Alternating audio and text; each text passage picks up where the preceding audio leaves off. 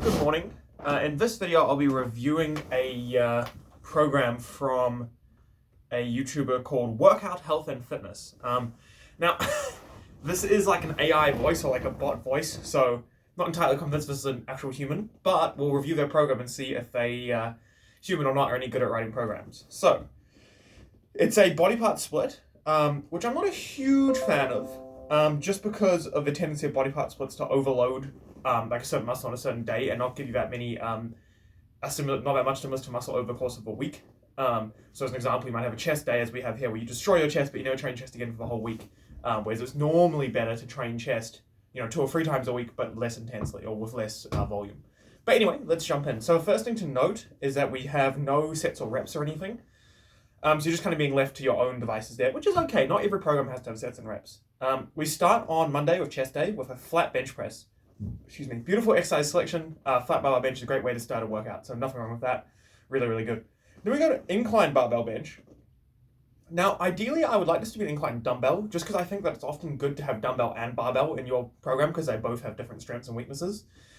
And if you're going to an incline, you may as well do a different, do a different thing with the dumbbells. But it's not bad. It's not terrible. Then we go to pec deck, which is good. I quite like this, actually. I think this is a good way of training chest, where you do a couple of heavy presses and you finish it with some flies, because that's just a slightly different way to train the chest. It hits it from a different angle, so probably gives you a bit of extra muscle growth. But then we run into a problem with body part splits, because then we do high cable chest flies and incline dumbbell flies. This is way too much. Let's assume we did 3 sets of these, which seems kind of reasonable, 3 sets per exercise. That would give you 15 total sets of chest, which is too much. You don't need that many sets in a single day. And there's nothing else going on this day, so you haven't trained anything else. You've literally just walked in, destroyed your chest, and walked out. So honestly, I think you could literally leave. You do your flat bench, you do your incline barbell or dumbbell, like I would suggest. You do your pec deck, and you just leave. So these last 2 are kind of superfluous. I'm imagining this is going to be a bit of a theme going forward. Then we go to Tuesday, which is back, and we start with a wide grip lat pull down. I'm not a big fan of that. First of all, I'd rather we start with some sort of compound, like a deadlift. But if we're not going to do a deadlift, I'd really like it to be a pull-up or a weighted pull-up. I think that's such a big, productive upper back movement, lat movement, and it lends itself to going first in the workout. But anyway, wide grip lat pull down, then close grip lat pull down underhand. I actually don't hate that. I think that's actually a relatively good way of training back, to go, like with a chest, where you can switch between dumbbells and barbells, and between incline and flat. So one thing you can do with back, if you want, like pull-ups, is you can play around with different grips, overhand, underhand, and neutral. And then you also play around with the width on the bar. So this, I actually don't mind this. I wish this was pull-ups. He's got you doing a lat pull down, but I like the idea. Then we go cable row. I actually don't mind a cable row. I think cable row is a good exercise. Maybe I prefer to see it a bit later in the workout, but cable row is a great exercise. And some people don't get much out of it, but if you like it, you can get a lot out of it, especially if you really milk that stretch at the end. Then we go to barbell bent over row, which I just hate. No, I don't hate the barbell bent over row. I think it's a great exercise, but you should start with it. Barbell bent over row is a heavy compound. It takes a lot of focus, a lot of technique, a lot of willpower, a lot of everything that you have at the start of a workout, and everything you don't have at the end of a workout. So I really wish that we started with this, with that exercise. And then we go hyperextension, which I don't mind either. Actually, you know what? This is actually dangerously close to being a really good workout. It's just in the wrong order.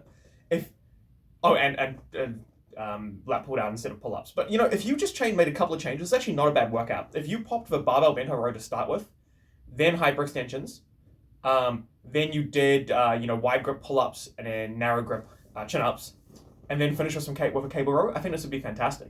Obviously, we could maybe do with some supersets and some more stuff, but that's actually pretty close to being a decent day. I actually don't mind that. Just the order is horrible. Don't do your compounds halfway through your workout, please. Then we go to arms.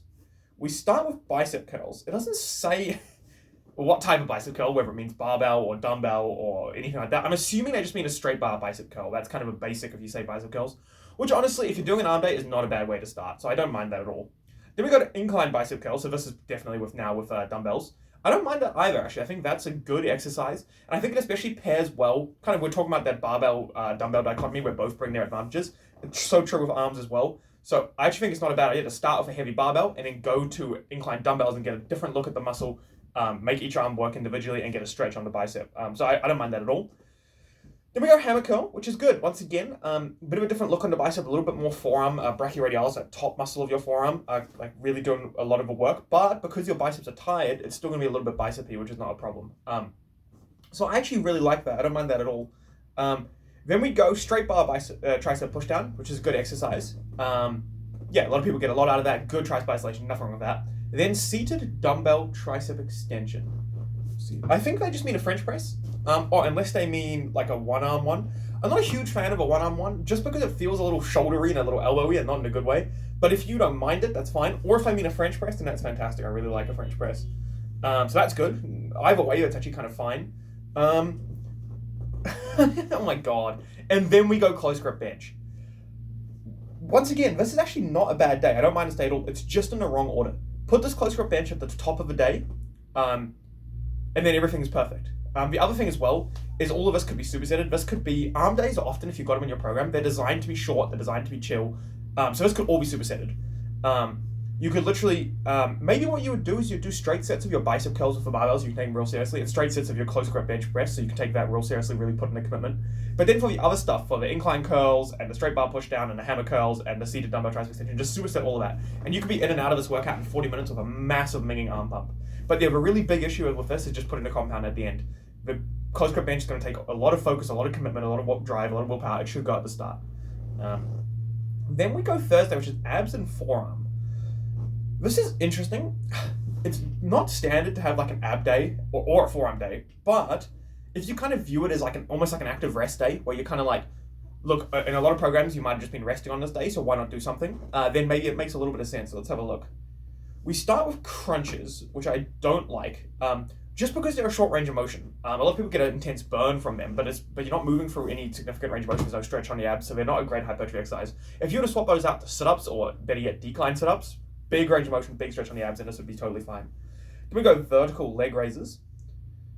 I'm assuming I just mean hanging leg raises, which is a great exercise. Nothing wrong with that. Excellent. Then we go alternate heel touches. Now this is a terrible exercise. There's no way to overload it. You just have to take, as you get stronger, you just have to take your reps up to 1,000,000. Yeah, there's no way to weight it basically, which is real tough for a hypertrophy exercise, because a hypertrophy exercise you need to be able to weight to progress. So not a big fan of that. Then plank, not a big fan of this at all for hypertrophy purposes, because when I say hypertrophy, I'm just talking muscle growth. It's just another word for it. A plank is a isometric contraction. You're not moving your muscles for a range of motion, and isometric contractions grow basically no muscle, or at least very, very little. So not a big fan of that at all. Then we go barbell reverse wrist curl. Barbell reverse wrist curl. I like this. I prefer to see that just be a straight reverse curl. I think wrist curls are a little... First of all, they feel a bit uncomfortable for me, and I think a lot of people, and I just feel like you don't get as much out of them as a full reverse curl where you go for a full range of motion. But I don't hate it. And then barbell wrist curl, which is a good exercise. I really like that. I think barbell wrist curls really work. This day is not good, but it's, once again, we could just make a couple of changes. If we swap those crunches to decline sit-ups, we just get rid of the heel touches and a plank, and you just superset in wrist curls and reverse curls. You can literally do this day at home if you happen to have a couple of weights, or you just go into the gym for literally 20 minutes. So not a terrible day, just very, very short. Oh, and I say, yes, superset your wrist stuff with your abs. That sort of superset works really well. Your abs don't affect your wrists at all, and neither one of them is super systemically fatiguing.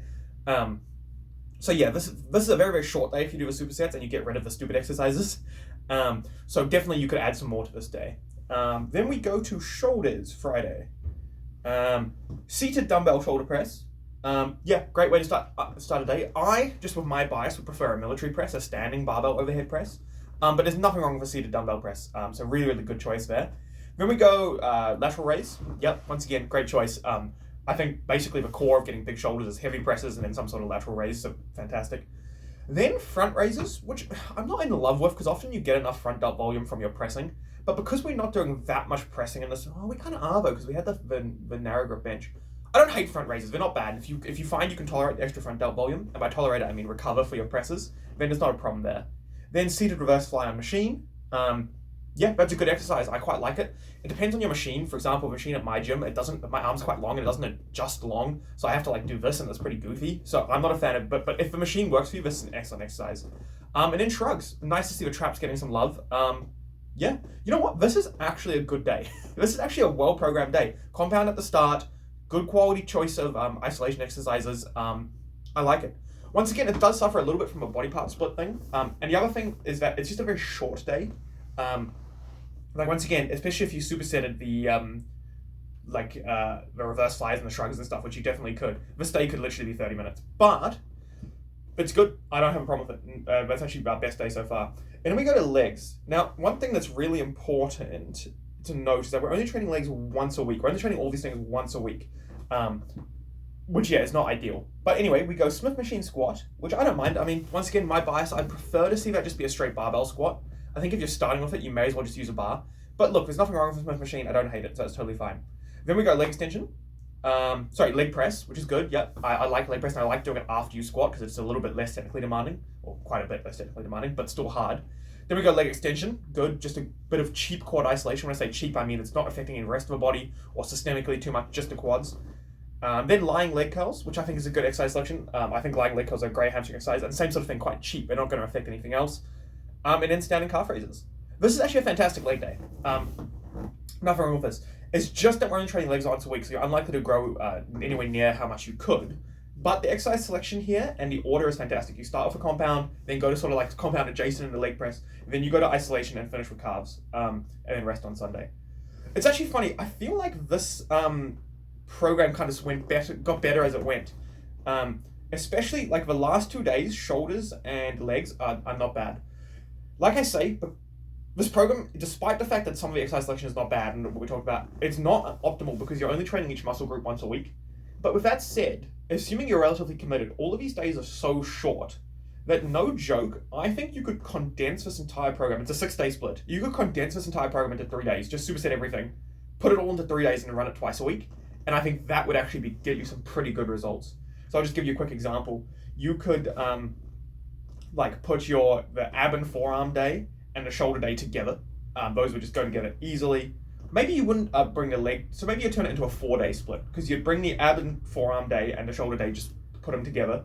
You'd bring the arm day and the back day and just put them together. And then bring the chest day. Yeah, chest, I guess you could if you really wanted, you could combine the chest and the legs. It would be a hard day, but you could do it. And then, yeah, you would have a crazy effective but very tough 3-day split. But overall, as far as body part splits go, this is not bad. And like I said, some of the days are pretty bad, like the chest day is not good, but some of them get better. And I would say if you just made some small, like say you really do want to run this program for some reason, if you just change the